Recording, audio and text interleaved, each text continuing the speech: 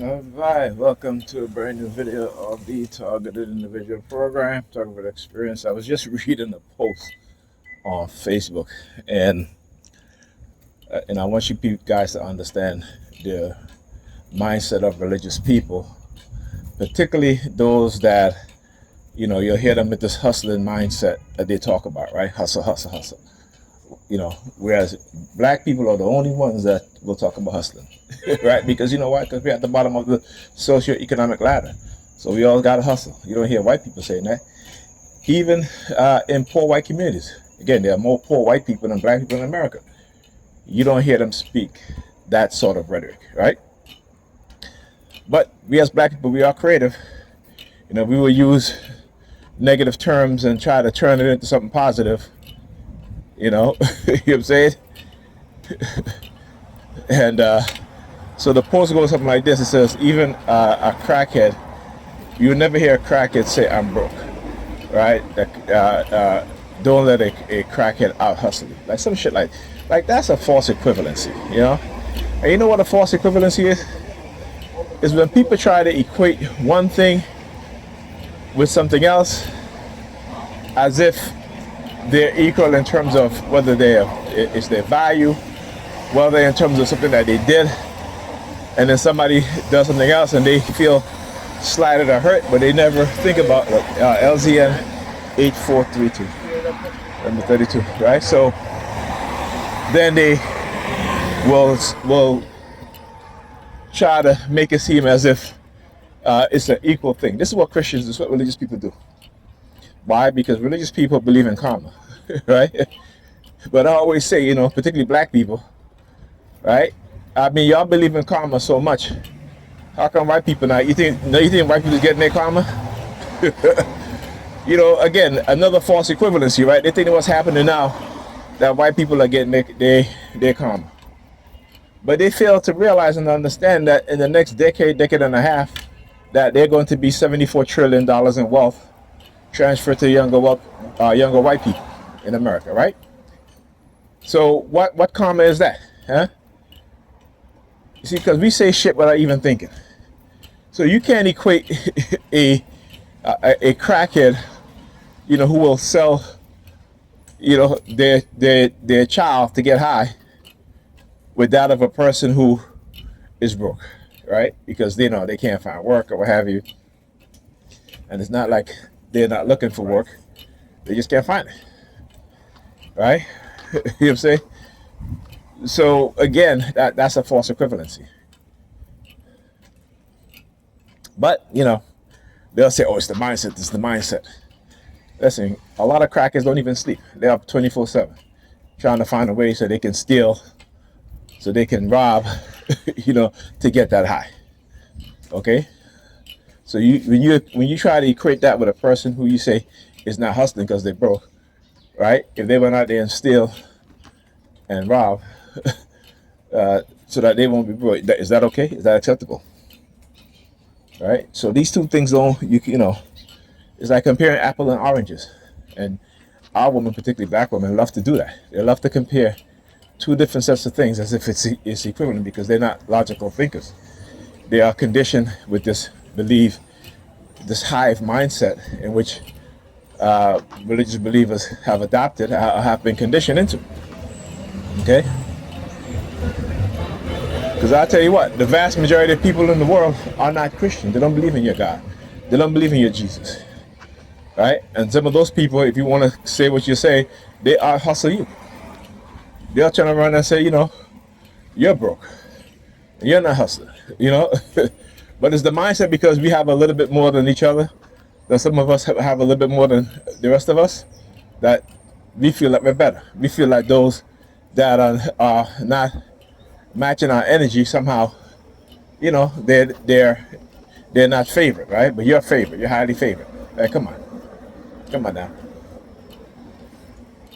I always say these so-called Negropeans who have these sort of mindset, put them around millionaires, people who are doing extremely well, way better than them, and see how they begin to feel small in the room, right? They will begin to feel small in the room. But not only that, right? They will look at their partner and say, hey, how come you're not hustling like these people? How come, without understanding, listen, there's very few people in the world that are wealthy and super wealthy. Very few. It isn't because a lot of people are not hustling, as you may say. You got to understand that in this society, people are selected. It is a selection process, right?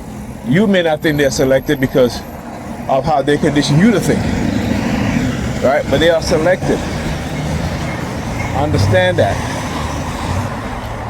Look, even most people that win the lottery, who have won millions of dollars, tens of millions of dollars, right? Where do you think? Do you think that they remain in the community that they stay? No, they go live amongst who? The wealthy people, right? Or the people with money. Right? Because that's what they're conditioned to do. And it takes a very special person or group of people to say, let me invest this money into the community, right? Let me get a plan, get a lawyer, come up with a business plan, and let's start to invest in the community and empower the community. Because again, we are conditioned not to think like that.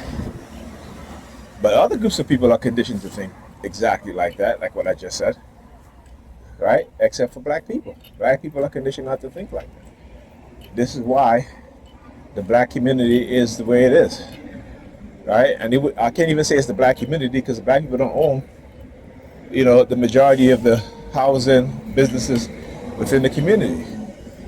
It is meant to be that way. And so if you can't see the bigger agenda at hand, if you can't see what is being done, you're going to be talking these sort of things. And, the very same people that you admire, that you look up to because they have money, they're going to still continue to talk disparagingly about you guys because guess what? They know what they've done. They know what they've done. They know that they've conditioned, they know that they've created well-conditioned religious slaves, right? Well-conditioned economic slaves. They know that. So you want to talk about hard hustling, save that shit for yourself and the people around you. Y'all can hustle all you want. The fact that you have to hustle the way that you're talking, it shows you how much of a disadvantage that we as black people are in, right? Because no other group of people have to hustle like us, okay? Not to the extent that we hustle, all right? No other group of people have to hustle like us. And that hustler mentality is not something that you should be proud of. Okay? LGT 8327. That hustler mentality is something that you should not be proud of. Right? Change it from hustling to working hard. Right? To building business alliance. Right? With business like-minded people. Right? That's not hustling. That's being smart. That's having a business mindset, right? That's having not only a business mindset, but a decisive mindset and a discerning mindset. Knowing who to engage with in business with, right? Knowing how to secure capital. Wealthy people don't call that hustling, right? They call that alliance, partnership. They don't use words like hustle. They don't do that. We do that, again, because of our socioeconomic position at the bottom. So these slangs that we use for, the people who were doing what they needed to do to survive, right? And I'm not going to call those things a crime because the pharmaceutical companies do the same thing, but it's legal. You understand what I'm saying? So I'm not even going to call it a crime. Because pharmaceutical companies do the same thing, and they are a multi-billion-dollar companies and corporations that push drugs onto everybody. Right? So to get us dependent on drugs, to get us addicted on the drugs. But because it's so-called quote-unquote legal, right? They will sell you the same drugs that gives you the same effect as crack cocaine, but they can sell it legally. All right, understand that. And just as how we had a lot of crackheads back in the days, we got a lot of people who are addicted to Oxycontin and other pharmaceutical drugs that they can't do without. They cannot do without.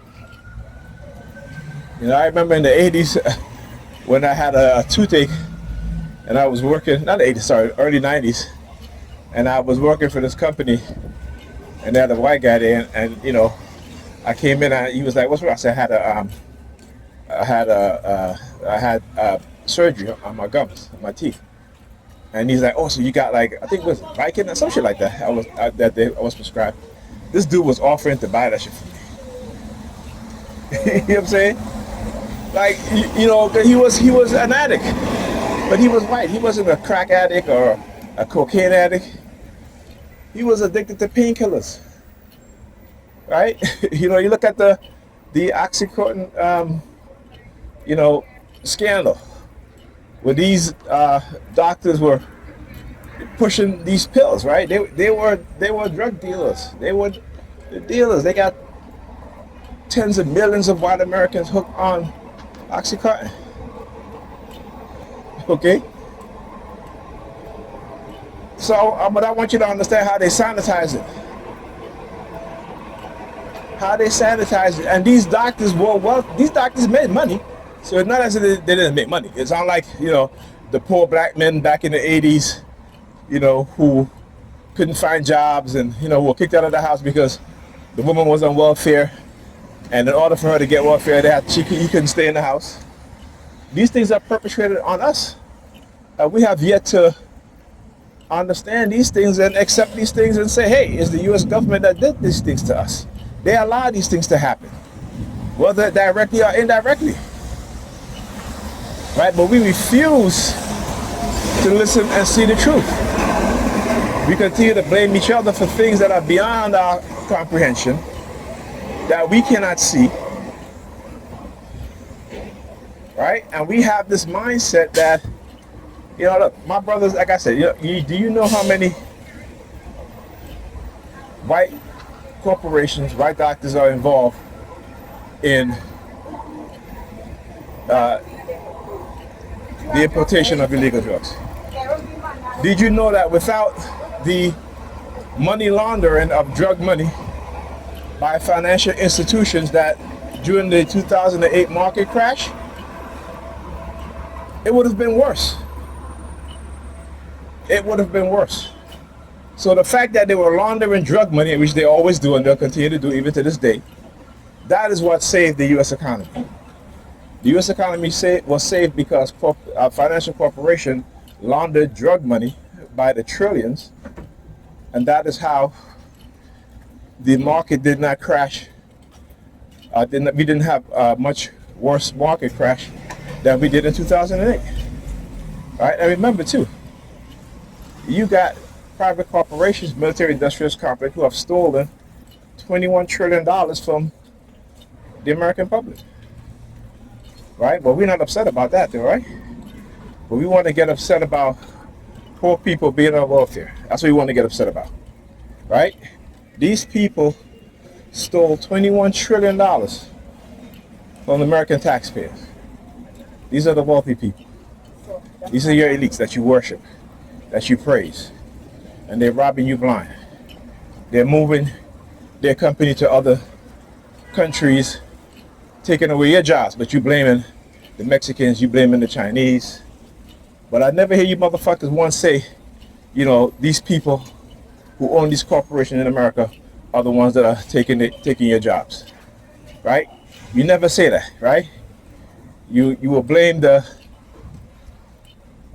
guy in the corner, right, selling drugs, but you don't blame the pharmaceutical companies for putting your children on drugs and getting them addicted to these drugs. Why? Because they're allowed to do so, right? I mean, just as how these people are hypocritical, so are we. So are we. Because we worship money. And because we worship people with money, we have allowed them to get away with the things that you wouldn't even let the person next to you get away with. All right, understand that. So don't talk to me about how you have morality and all this bullshit. You have no fucking morality. You have selective morality.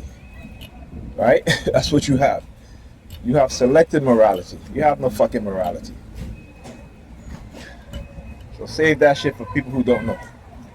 Save that shit for other Negropeans who don't know shit. Y'all will worship people with money, and they can do all the wrongs, commit all the crimes, but you want to hate on a person like you for telling you the truth. Right? That's why I say, fuck you Negropeans. And I say it with pride, and I say it with honor, I say it with dignity, because the time is going to come when you're not going to be able to ignore what you've been ignoring. The time is going to come when you're going to have to realize who your attention should be focused on, and not the people trying to tell you the truth of what's to come. Alright, and when that day comes, I'm going to sit with a smile on my face, and I'm going to light up some fireworks, and I'm going to say, hallelujah, Negropeans finally beginning to wake up and understand what's truly going on. Alright, talk to you guys in the next video.